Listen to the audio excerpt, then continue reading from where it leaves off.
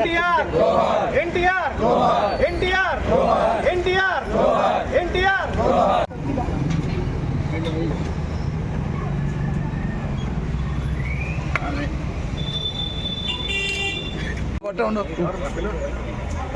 అన్నా రండి.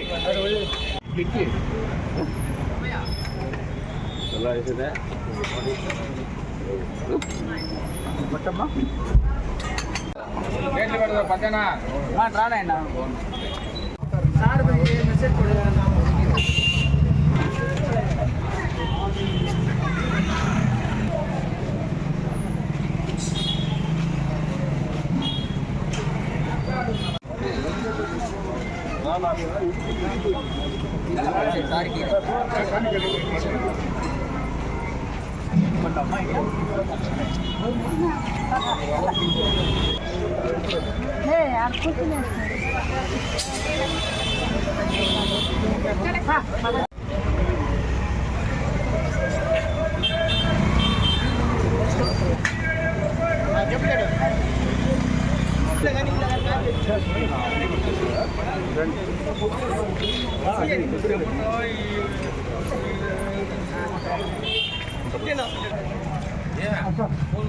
హలో, నా పేరు దినకర్, 40వ డివిజన్ నుంచి మాట్లాడుతున్నామండి.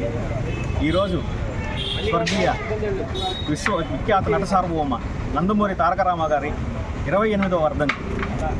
ఆయన చేసిన సేవలు కానివ్వండి, ఆయన సాధించిన ఘనత కానివ్వండి, తెలుగు నాటే కాకుండా ప్రపంచవ్యాప్తంగా తెలుగు ప్రజలు గుర్తింపబడే విధంగా ఆయన చేసిన ఎన్నో మహా అద్భుతాలు.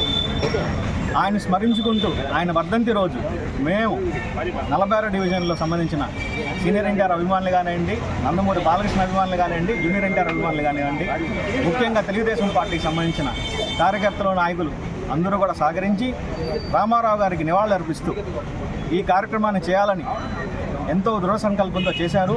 ఆయన పట్ల ఎంతో అభిమానంతో ఈ కార్యక్రమాన్ని చేస్తున్నారు. ప్రతి సంవత్సరం ఈ కార్యక్రమాన్ని నిర్విఘ్నంగా సహకరిస్తున్న అందరికీ కూడా 40వ డివిజన్ తరఫున, తెలుగుదేశం పార్టీ తరఫున, నందమూరి అభిమానుల తరఫున అందరికీ నా కృతజ్ఞతలు తెలుపుకుంటున్నాను. రామారావు గారి గురించి చెప్పాలంటే మేము సరిపోం, మా స్థాయి సరిపోదు. ఆయన మహానటుడు, మహోన్నతమైన వ్యక్తి. అట్లాంటి వ్యక్తి మళ్ళీ తెలుగు జాతిలో పుడతారా అన్నంత ఘనత సాధించిన వ్యక్తి, అంత చరిత్ర సృష్టించిన వ్యక్తి, ఎన్నో చేసిన వ్యక్తి. పేద ప్రజలే నా దేవుళ్ళు, సంఘమే నా దేవాలయం అన్న మహా నానుడిని తీసుకొచ్చిన ఆయన గొప్ప వ్యక్తి. సంస్కృతంలో ఒక నానుడి ఉంది, యద్భావం తద్భవతి అని. అంటే మనం ఎలా ఆలోచిస్తామో మన స్థాయి, మన ఉన్నతి కూడా అలాగే ఉంటుంది అని. దానికి తార్కాణం, నిదర్శనం స్వర్గీయ నందమూరి రామారావు గారు. ఆయన ఎంతో గొప్పగా ఆలోచించారు, ఎంతో గొప్పగా ఉన్నతంగా ఉన్నారు. ఆయన ఆలోచించిన విధానమే ఆయన చనిపోయిన తర్వాత కూడా ఇంకా 200 సంవత్సరాలు ఆయన కీర్తి ఉంటుంది. అట్లాంటి వ్యక్తులకి మేము అభిమానం అయినట్టు, అభిమానులుగా ఉన్నాం కాబట్టి మేము ఎంతో అదృష్టం పొందామని కూడా అనుకుంటున్నాం. నందమూరి అభిమానులు అవ్వడం మా అదృష్టం. అందులో ముఖ్యంగా పెద్దాయన గారి వర్ధంతి రోజు ఆయన స్మరించుకుంటూ నలుగురికి అన్నదానం చేయడం మాకు ఇంకా అదృష్టం. ఈ అదృష్టాన్ని కలిగించిన భగవంతుడికి, తల్లిదండ్రులకు, ప్రజలకు అందరికీ మాకు ధన్యవాదాలు.